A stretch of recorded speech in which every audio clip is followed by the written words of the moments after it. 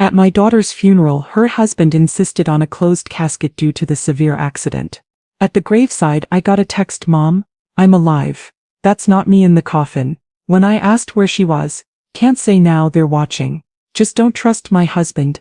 The grief was a physical thing, a heavy, suffocating blanket that needed the world. The scent of the lilies, the somber murmur of the organ music, the rustle of dark suits and dresses, it all seemed to be happening at a great distance, as if I were watching a scene from a movie and not living the most unbearable day of my life. My daughter, my brilliant, vibrant Lena, was gone. That was the central shattering fact around which my entire universe had collapsed. I sat in the front pew of the church, a pillar of quiet, dignified sorrow, my back straight, my hands clasped in my lap. For 40 years as a high school principal, I had been a symbol of strength and composure for 1,000 other people's children. I could not fall apart now. Beside me, my son-in-law Julian was the very picture of a devastated widower. His handsome face was a mask of tragic, noble grief. He wept, but he did so with a kind of beautiful cinematic restraint. His shoulders shaking, a single perfect tear tracing a path down his cheek. He was a rock. Everyone said so. So strong, so devoted.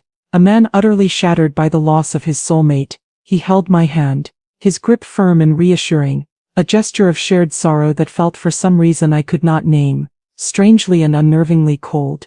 The casket at the front of the church was closed. This was Julian's decision, a decision he had made with a voice full of a pained, protective love. "Deborah, we have to," he had said to me the day before, his eyes welling with tears.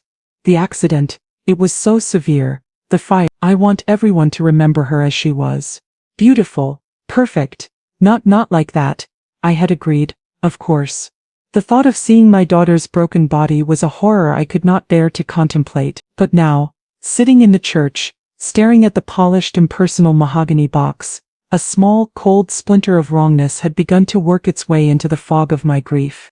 A closed casket felt so final, so absolute. It was a door slammed shut and locked, with no possibility of a final goodbye. It was a story with its final chapter ripped out, a void where a memory should have been. I pushed the thought away, blaming it on the irrationality of grief. The eulogies were a blur of beautiful, empty words. Friends, colleagues, even Julian himself stood at the pulpit and spoke of Lena's brilliance, her kindness, her laugh. Each word was a fresh stab of pain in my heart. After the service, the slow, somber procession to the graveside was a journey through a nightmare. The sky was a flat, unforgiving gray, a perfect mirror of the emptiness in my own soul. We gathered around the dark, gaping wound in the earth, the final, terrible resting place for all my hopes and dreams. The minister spoke his final, comforting words, his voice a gentle drone against the sound of the wind in the trees. The vibration was a small, insignificant thing, a minor, modern intrusion into the ancient, sacred ritual of death. My first reaction was one of annoyance. Who would be so thoughtless, so callous as to text me at my own daughter's graveside? I fumbled in my purse, my intention simply to silence the device, to put a stop to this small, final indignity. I pulled out the phone, my thumb moving to the side to press the volume button. But then my eyes, blurred with unshed tears, caught the name on the screen, the name of the sender. It was a name that should have been impossible, a ghost in the machine of my own grief. The text was from Lena.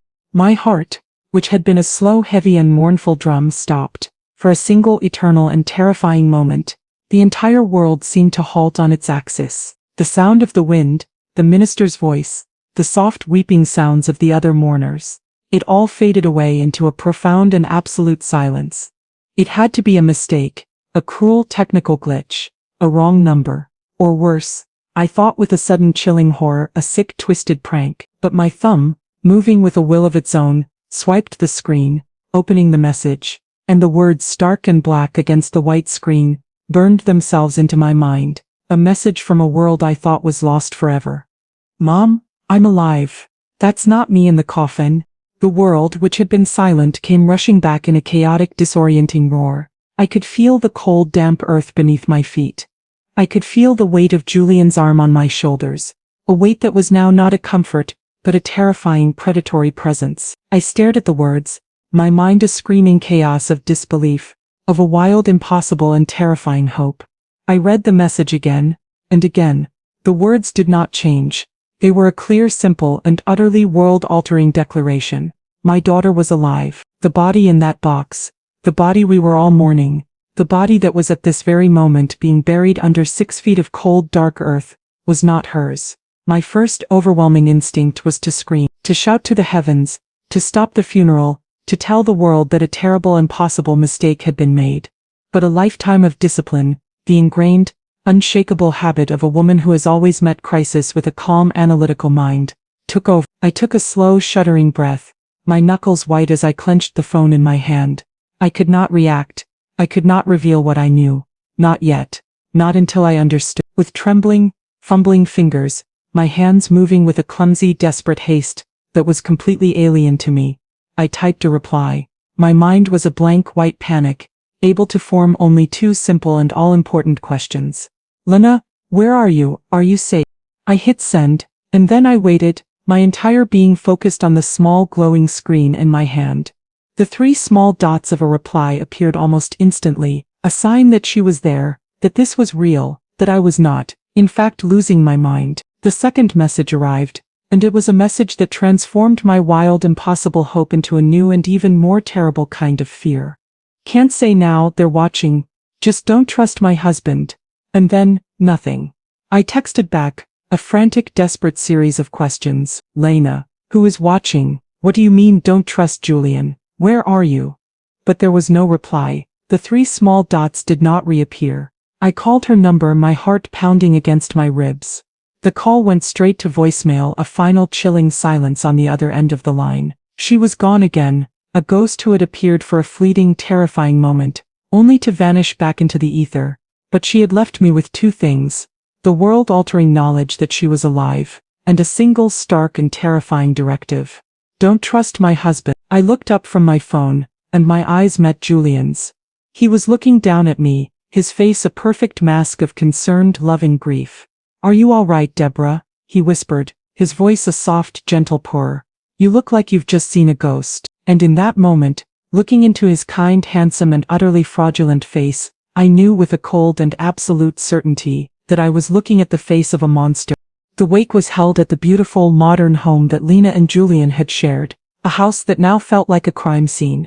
I moved through the rooms in a state of profound and terrifying duality. To the world I was a grieving mother, accepting the quiet, murmured condolences of friends and family, my face a mask of dignified sorrow. But beneath that mask I was a hunter, my senses sharpened to a razor's edge, my mind a cold, analytical machine, gathering evidence. I was no longer in a state of grief. I was in a state of war. My enemy was the man who was at this very moment, playing the part of my fellow mourner, the man who was moving through the crowd with a tragic and utterly convincing grace. I watched my son-in-law, Julian, through a new terrifying lens. His grief, which had seemed so noble and so profound at the church, now looked like a performance, a brilliant and chilling piece of acting. Every gesture, every word, every perfectly timed tear, seemed like a carefully rehearsed line in a play. He would embrace a guest, his shoulders shaking with a silent, racking sob, and then, when he thought no one was looking, I would see his face in profile, and his expression would be as calm, as cool, and as dispassionate as a stone. He was not grieving, he was working. He was managing the room, ensuring that his own narrative, the narrative of the devastated, loving husband, was the one that everyone would remember. I knew, with a certainty that was as cold and as hard as the marble countertops in their kitchen, that I could not reveal my suspicions to anyone. To do so would be to risk not only my own credibility, but my daughter's life. Lena was out there, somewhere, hiding, and she had warned me that they were watching. A single, misplaced word from me could be her death sentence. So I played my part too. I was the heartbroken, and slightly confused, old woman. I found a moment, late in the evening, when Julian was momentarily alone, standing by the large picture window that overlooked his perfectly manicured garden. I approached him, my own face a mask of tearful maternal concern. Julian, dear, I began, my voice a little shaky, a little frail. I know this is a terrible time to ask, but my mind, it just keeps going over and over the details. The police, did they tell you exactly what happened, in the accident? I was testing him. I was a judge, and he was a witness on the stand, and he had no idea that he was being cross-examined. His face, which had been a mask of quiet contemplation, instantly transformed into an expression of deep, compassionate sadness. He turned to me, his eyes full of a warm and completely fraudulent sympathy. "Oh, Deborah," he said, his voice a low, pained whisper. "Are you sure you want to hear this? It's not a pretty story." I simply nodded, my eyes wide with a look of pained maternal need. And so, he told me the story. He told me a story of a lonely stretch of highway, of a sudden, unexpected rainstorm, of Lena losing control of the car on a slick patch of road. His story was a masterpiece of detail. He spoke of the exact make and model of the truck that had swerved into her lane, of the precise location of the ravine the car had plunged into, of the specific technical reason for the fire that had consumed the vehicle. It was a story that was too perfect, too detailed, too cinematically tragic to be real. It was the story of a man who has not just heard the details, but has carefully and meticulously invented them. I listened, my expression one of growing, horrified grief. But inside my mind was a courtroom, and the evidence against him was beginning to mount. He was not just a liar, he was a creator of fictions, a man who could build a world of beautiful, convincing, and utterly deadly lies. The day after the funeral was the longest and quietest day of my life. The house was silent, the sympathetic friends and relatives had all gone home, and I was left alone with the two terrible and contradictory truths that were now at war in my own mind. My daughter was dead, and my daughter was alive. I did not sleep. I simply sat in the quiet pre-dawn darkness of my living room, and I thought, I was a woman adrift in a sea of uncertainty, with only one single solid piece of wreckage to cling to. The name of the lead investigator on Lena's case, Detective Frank Miller. I knew him, not well, but our paths had crossed over the years. He was an old-school veteran cop, a man with a reputation for being cynical, world-weary, and stubbornly, incorruptibly honest. He was a man who, unlike so many others, had not been blinded by Julian's charm. I knew that he was my only hope.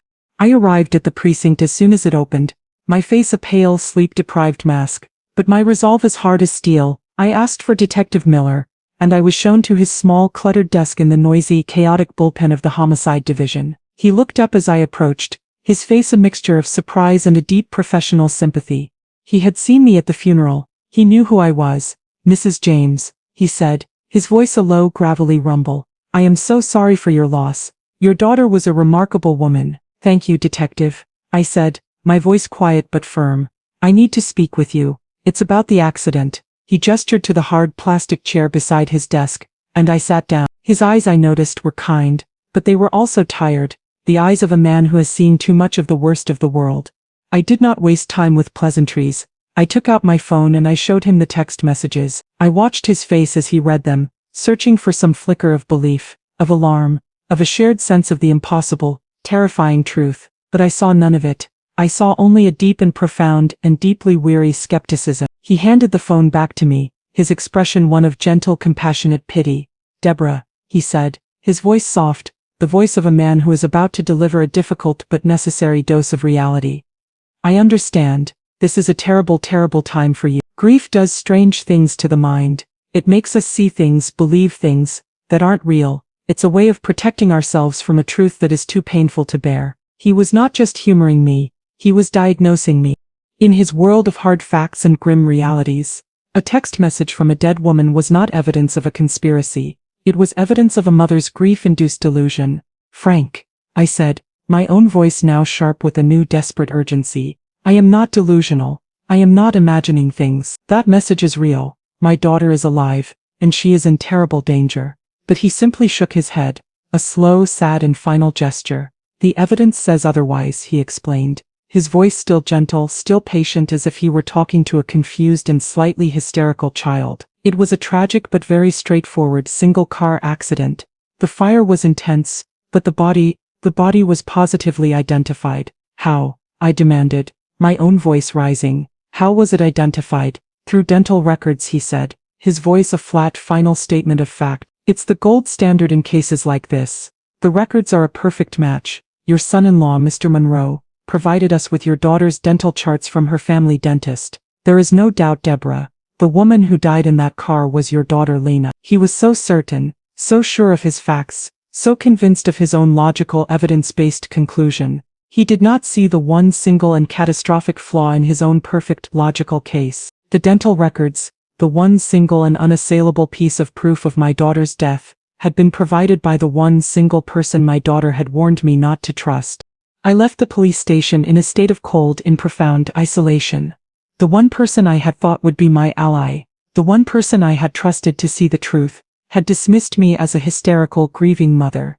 I was completely and utterly alone in my terrible knowledge. The world believed my daughter was dead. The police believed my daughter was dead. Her own husband was actively and brilliantly promoting the narrative of her death. I was a lone voice of truth in a world that was determined to believe a lie, and in that moment I realized that if I was going to find my daughter, if I was going to save her, I would have to do it myself.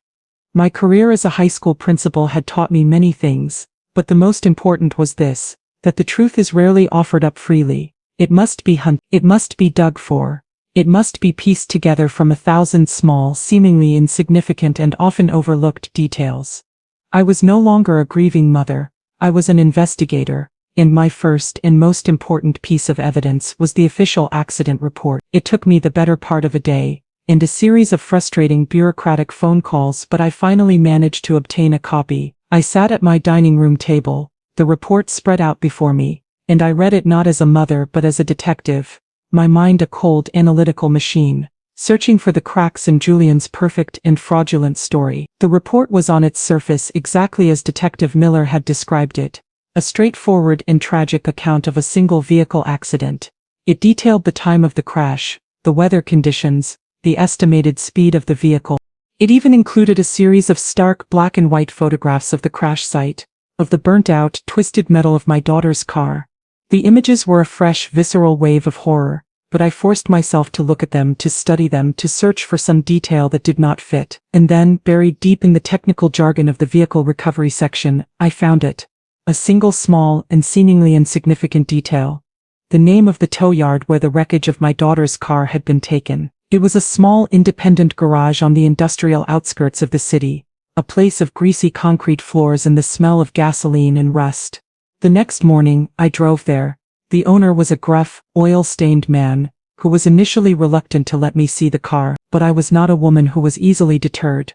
I was a retired principal, and I knew how to be both polite and unyieldingly implacably firm. I explained who I was, and I told him that I just needed a final sense of closure, a final look at the place where my daughter had spent her last moments. My performance of a grieving mother was, I was beginning to realize, a powerful and highly effective tool. He finally reluctantly agreed. He led me to a back corner of the sprawling junkyard-like lot, to the burnt-out, skeletal remains of my daughter's car. It was a mangled, unrecognizable hulk of melted plastic and blackened steel, a terrible silent monument to the violence of her supposed death. I stood there for a long time, the cold damp air of the junkyard chilling me to the bone, and then, I began my search. I was methodical. I was patient. I was looking for something, anything that the original investigators in their haste to close a straightforward case might have missed. I looked at the glove compartment, its plastic door a melted, warped ruin.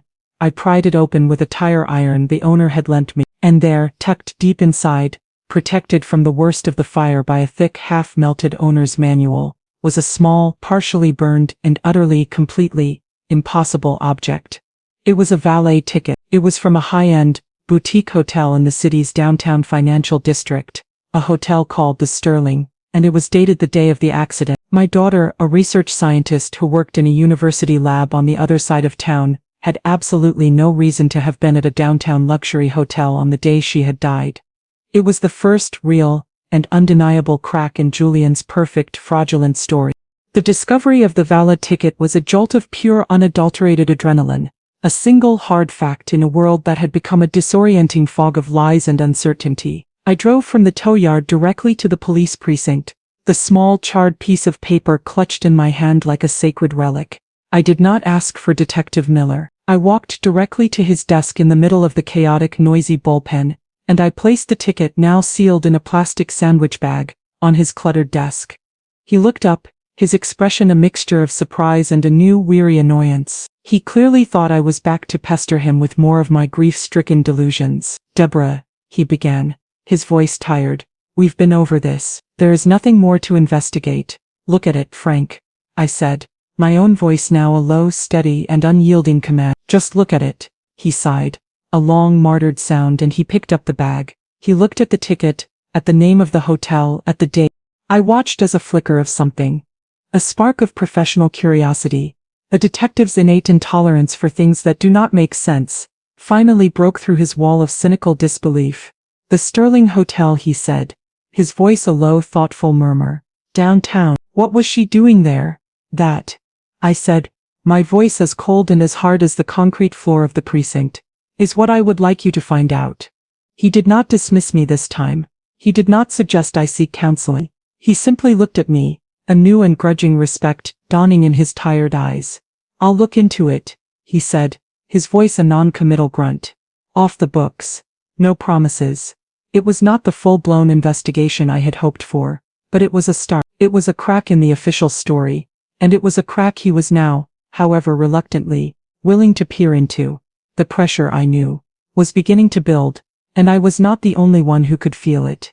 The next evening, Julian appeared at my door. He did not call first. He simply arrived. A surprise visit that was, I knew, anything but a social call. He was, as always, the perfect picture of concerned, loving grief.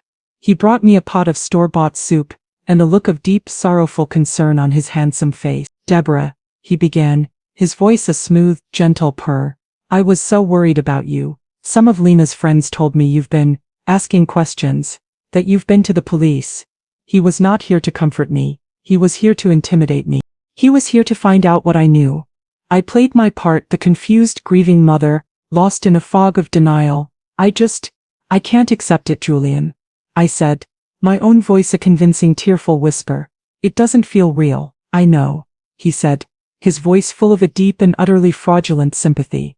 He placed his hand on my arm, his touch a cold reptilian weight. But you have to. For your own sake, for Lena's memory. This obsession with conspiracies, with second-guessing the police. It's not healthy. It's what grief does to a person. It makes them paranoid. You need to let her rest in peace, Deborah. It's what she would have wanted.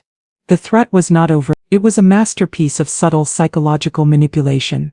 He was not just telling me to stop. He was telling me that if I continued, he would use my own grief as a weapon against me.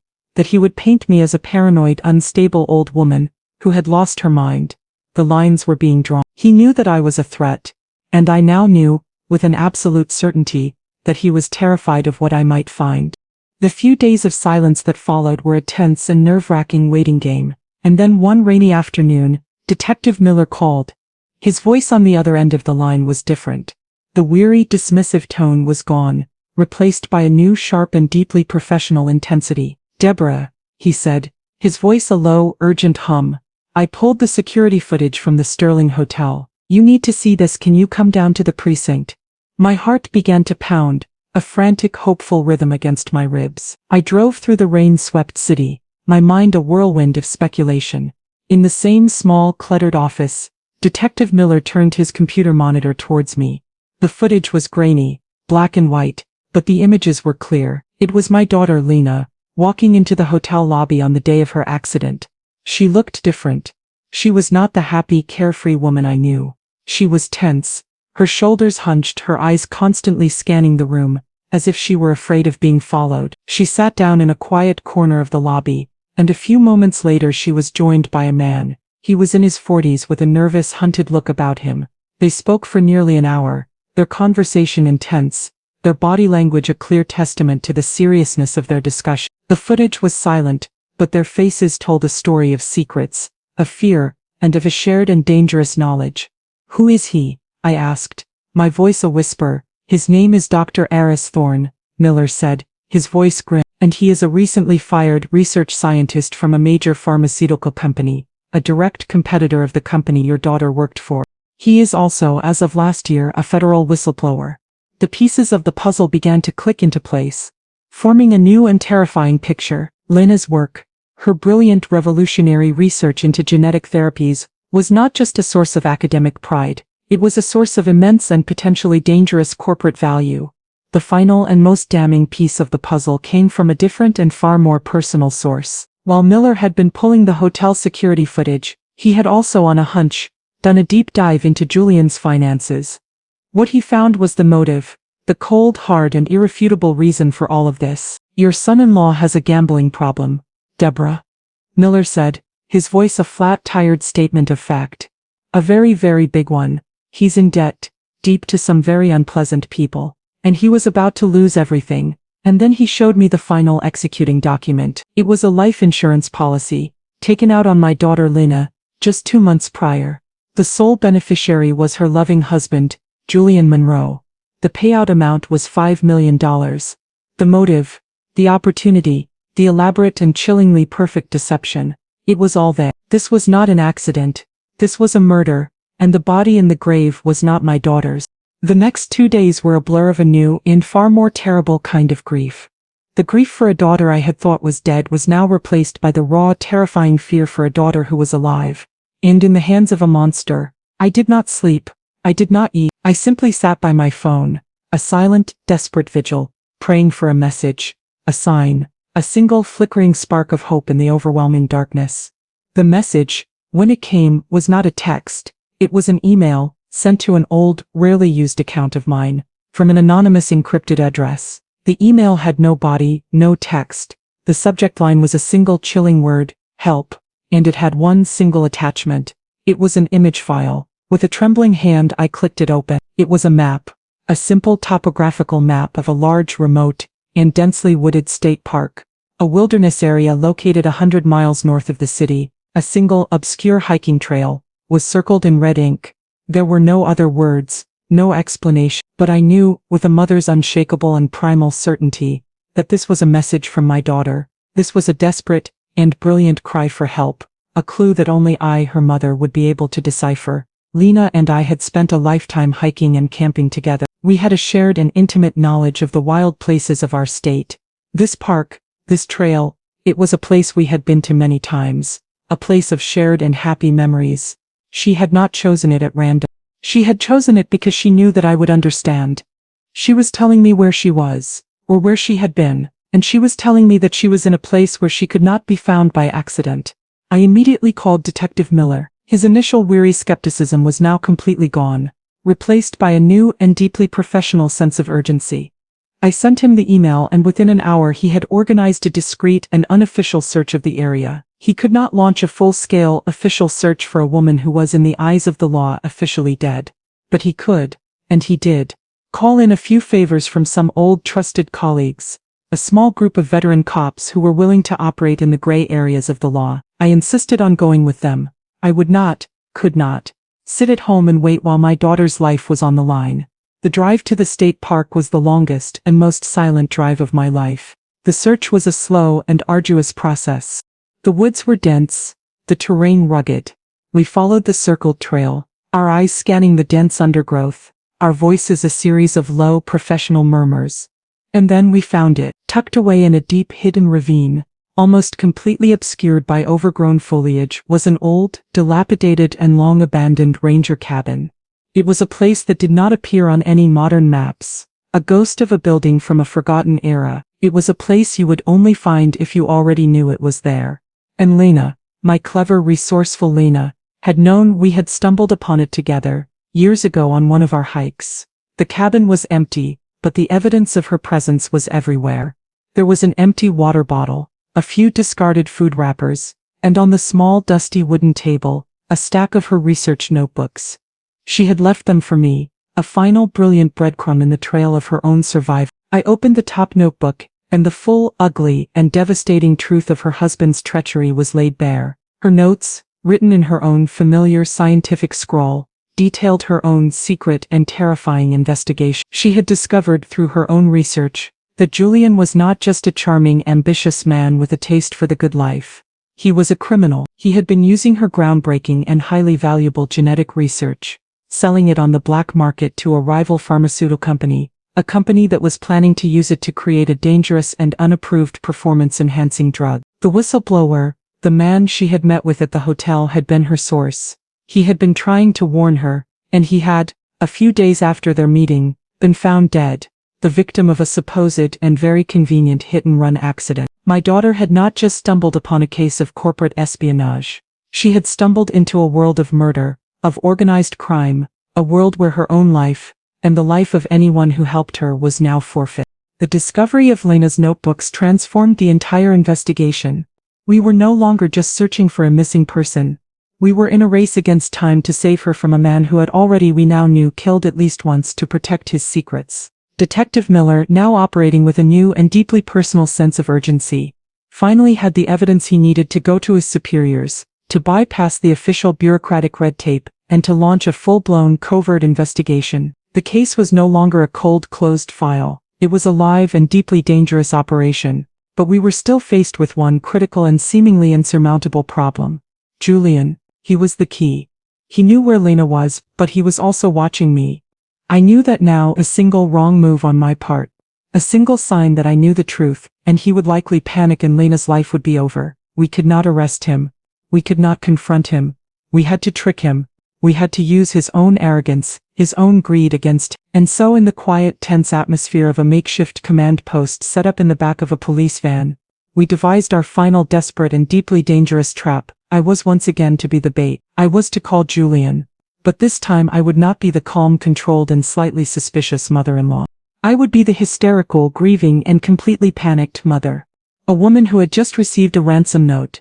The plan was a piece of high-stakes, psychological theater. I was to call him, my voice frantic, and I was to tell him a story that was designed to play on his own secret and paranoid fears. I was to tell him that I had just received a message from the people who had my daughter, a message from the shadowy, dangerous figures he had been secretly working with. I was to tell him that they were demanding a ransom, a large sum of money to be delivered to a remote and untraceable location, a payment for my daughter's life.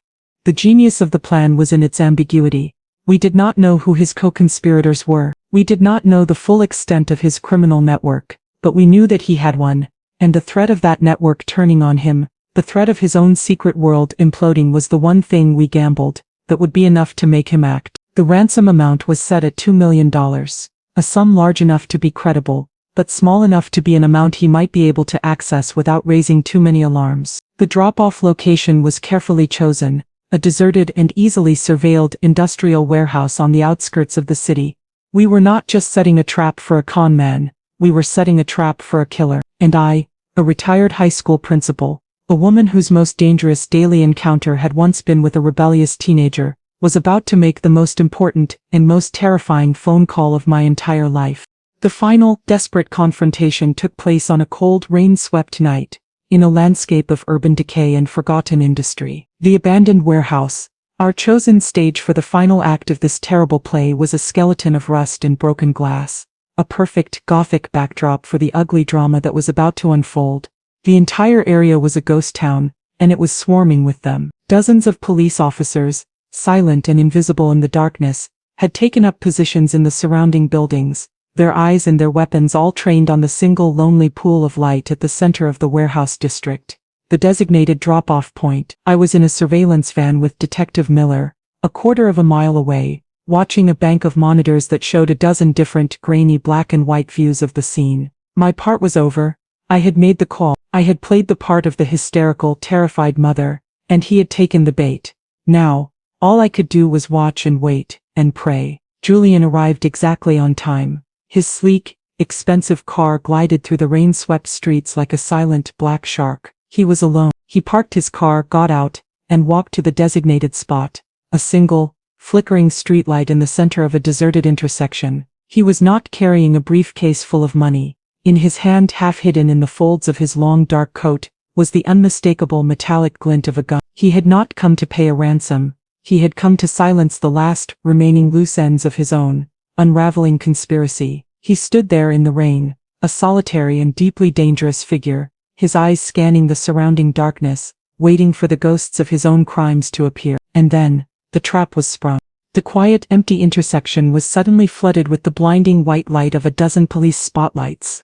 The air was filled with the sound of shouted commands, the barking of police dogs, the unmistakable and final sound of a helicopter hovering overhead. Julian was caught, a rat in a cage of light, and for a moment he simply stood there, frozen, his face a mask of pure disbelieving shock. And then, he did something I had not expected.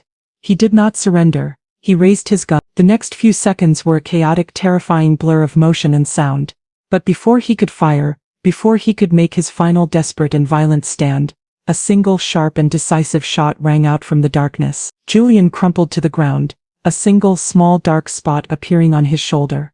He was not dead. He was wounded.